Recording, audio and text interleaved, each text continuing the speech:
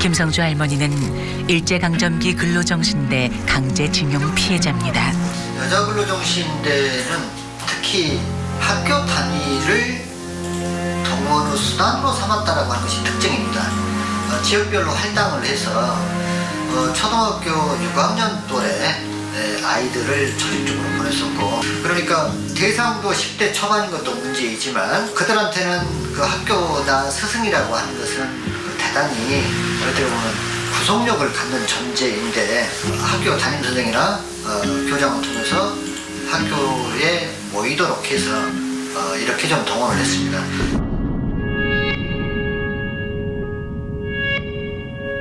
일본 공부도 하고 중학교 고등학교로 다니고 한국에 올 수 있으면 반대로 올 수 있다. 그러니까 언니하고 가서 만나니까 언니 있는 데로 가니까 가거라.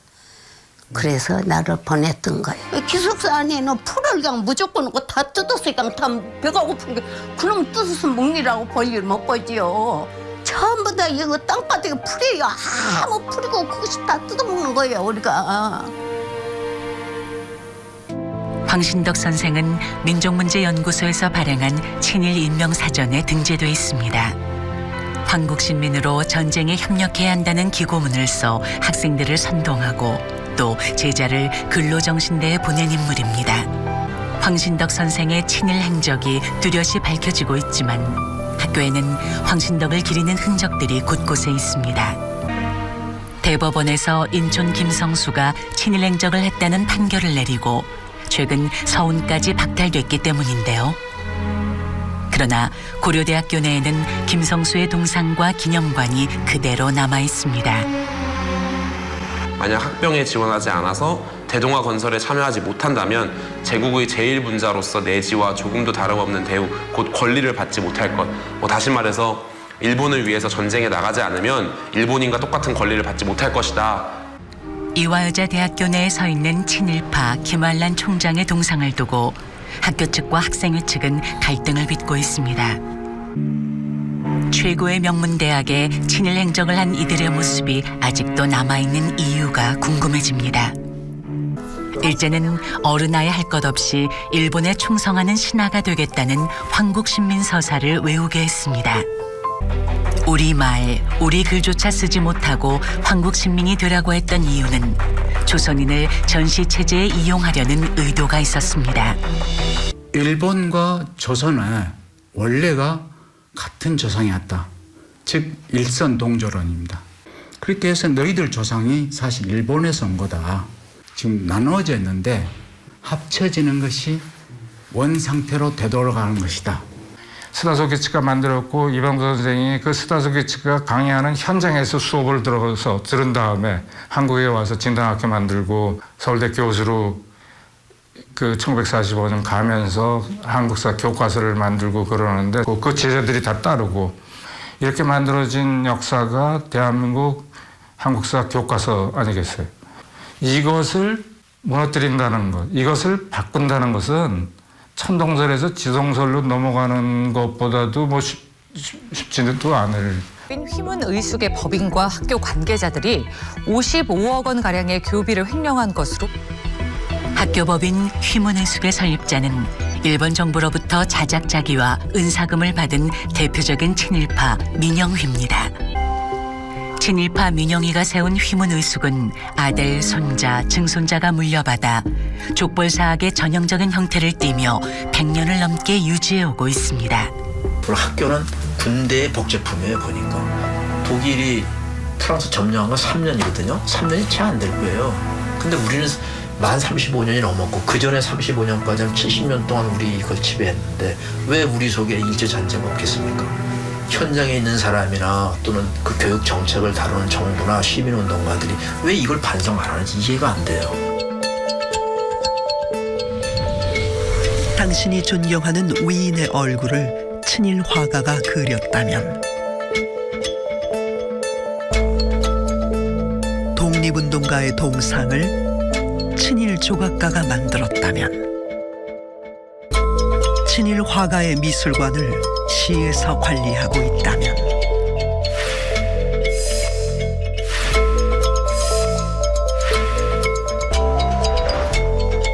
당신은 어떻게 하시겠습니까?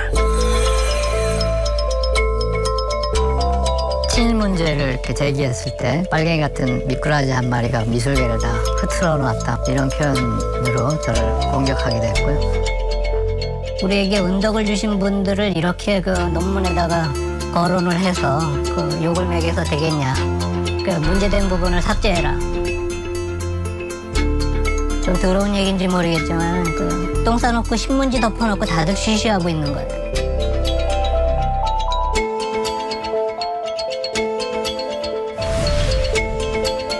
미술계의 친일은 누구도 이야기해서는 안 되는 그저 과거로 흘러가 버린 지난 일일까요?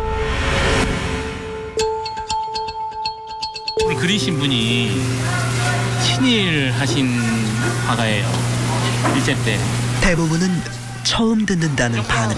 그 얼굴을 그린 분이 친일 하신 분이 그렸어요. 일제 때.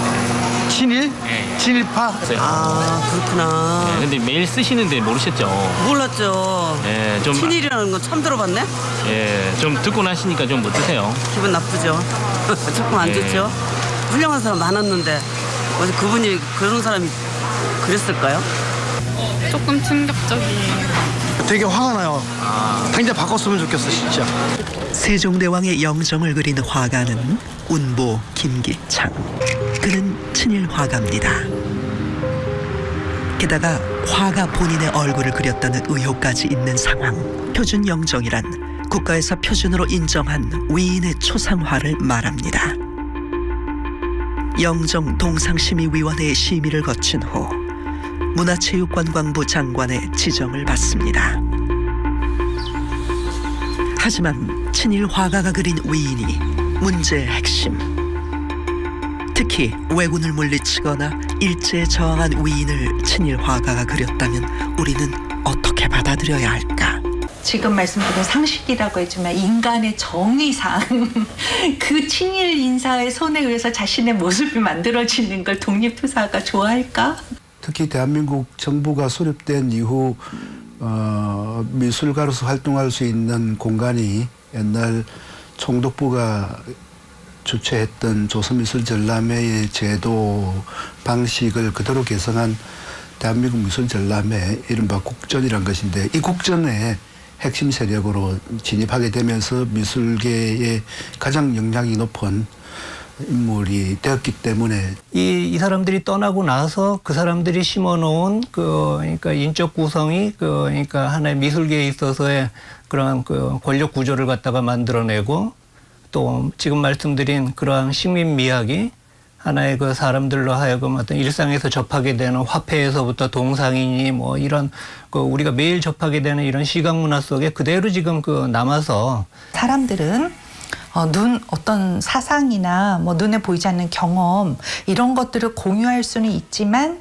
그것이 정확한 모습은 띄지 않거든요. 그런데 그것을 그림으로 나타내거나 조각으로 만들었을 때 사실로 믿습니다. 이분들이 또 해방 이후가 되면요 대부분 다 대학에 가셔가지고 교편을 잡으세요. 그러니까 이제 그 밑에 많은 제자들이 또 배출되게 되고. 대한민국 표준 영정 1호. 외적을 물리친 이순신 장군의 영정. 하지만 친일 화가가 그린 영정이 이순신 장군의 사당인 현충사에 자리 잡았습니다. 이순신 장군은 일본과 전투하면서 돌아가셨고 이런 분들을 모신 사당인데 일제를 찬양하던 도저히 뭐 친일 화가의 손으로 그려진 어울리지 영정. 않는다고 보는 겁니다. 여러분들 우리가 잘 알지 못하는 사이 우리 곁에 자리 잡은 친일 음악 그리고 친일 음악가.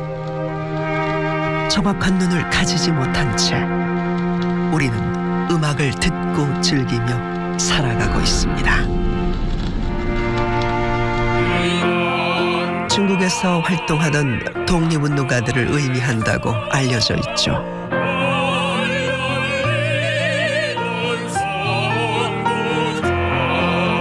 윤혜영이라는 사람이 쓴 시 용정의 노래, 조두남 씨가 붙인 노래인데 그 용정의 노래는 용정의 처녀가 말탄 일본군을 그냥 부러워서 짝사랑하면서 불렀던 노래인데 나중에 해방 이후에 조두남이라는 사람이 가사를 살짝 바꿔서 선구자. 그래서 마치 말탄 독립군을 찬양하는 듯한 이런 착각을 느끼게 하고. 그 말 달리던 선구자가 네. 독립운동가가 아니었네요. 말 달리는 일본 장교. 우리는 친일음악가가 누구인지, 친일음악이 무엇인지 배울 기회조차 갖지 못했습니다. 특히 음악 분야에서는 친일 인명사전에 올라 있는 41명의 음악가가 있는데 그분들이 대개 다 그 교과서를 만들어 왔었어요. 편수 작업을. 그래서 온통 친일파들의 노래. 때론 한 소절만으로도 눈시울이 붉어지게 만드는 애국가. 나라를 사랑한다는 뜻이 담긴 애국가까지 친일과 연관되어 있다면 여러분은 어떠시겠습니까? 애국가를 수록한 한국환상곡과 안익태의 친일 행적의 핵심인 만주환상곡의 관계가 논란이 되고 있습니다. 만주국, 일본의 괴뢰국이죠. 만주국 건국 10주년을 기념해서 만주환상곡이라는 곡을 작곡합니다. 해방 후에 그 대부분의 줄기를 놔두고 한 편을 살짝 바꿔가지고 한국환상곡이라고 이렇게 또 조금 바꿔요. 그래가지고 그 중에 들어있는 부분이 이 애국가예요. 그런데 우리는 그 만주환상곡이라는 게 일본을 찬양하고 일본의 왕, 저희들 말로 천왕이라고 부르는 그 천왕에게 바치는 노래를, 바쳤던 노래를 우리 애국 국가로서 쓰고 있는 것이 참 부끄러운 일이고. 만주국을 바탕으로 한 일제의 세계 침략을 찬양하는 안익태의 만주환상곡. 애국가를 포함하고 애국 음악으로 연주되는 안익태의 한국환상곡. 역사적이라고 하는 그런 차원에서 볼 때 우리가 친일 잔재를 청산하지 못했던 큰 과오가 있지 않습니까? 우리 공동체가. 그게 여전히 지금도 아직도 특히 애국가에 대해서는 조금도 치유되지 않은 채 지금도 계속되고 있는 거죠.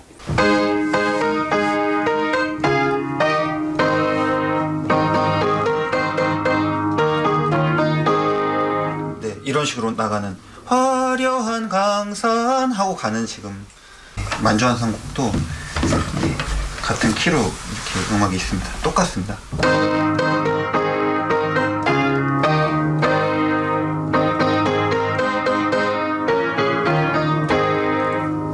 음악만 들어봐도 같은 선율인 걸 알 수가 있습니다. 6년인가 7년인가 미국으로 이제 지휘하러 가려고 했더니 미군정에서 이 사람은 친나치 그게 있으니까 못 온다라고 했어요.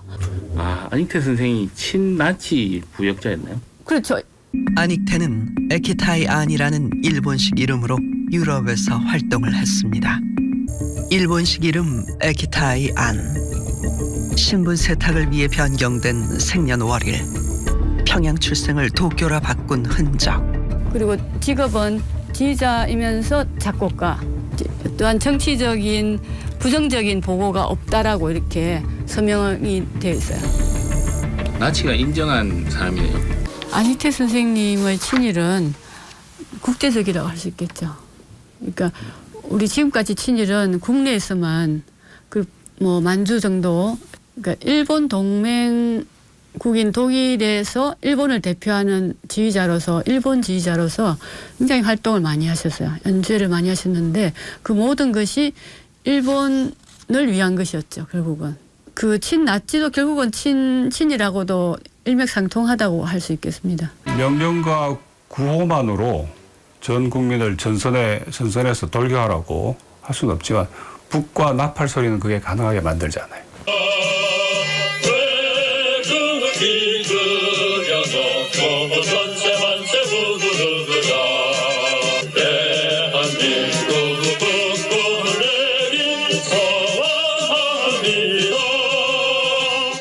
나라님은 여기서 일본 왕을 얘기하는 것입니다. 그러니까 일제가 한국에게 요구했던 것은 자발성이었습니다. 그런데 바로 그 자발성을 이끌어내기 위해서 얘는 피로 쓴 지원이라는 겁니다. 나는 피로서 자발성으로 일본 왕을 위해서 내 목숨을 바치겠다 하고 하는 일종의 약속인 것입니다. 이건 더할 수 없는 친일이죠. 3.1운동에 참가했던 소년, 소녀들 그리고 청년 학생들이 100년 뒤에도 아직 일본 군가를 부르고 있고 일제에 부역했던 그런 사람들을 훌륭한 작곡가라고 가르치고 있는 그 교과서로 공부할 것이라고 그렇게 정말 생각했을까요? 저는 3.1운동 100년이라는 것은 그걸 적어도 극복하거나 내지는 극복을 못하더라도 극복하려고 하는 시도라도 하는 그런 100년이 돼야 한다고 생각합니다.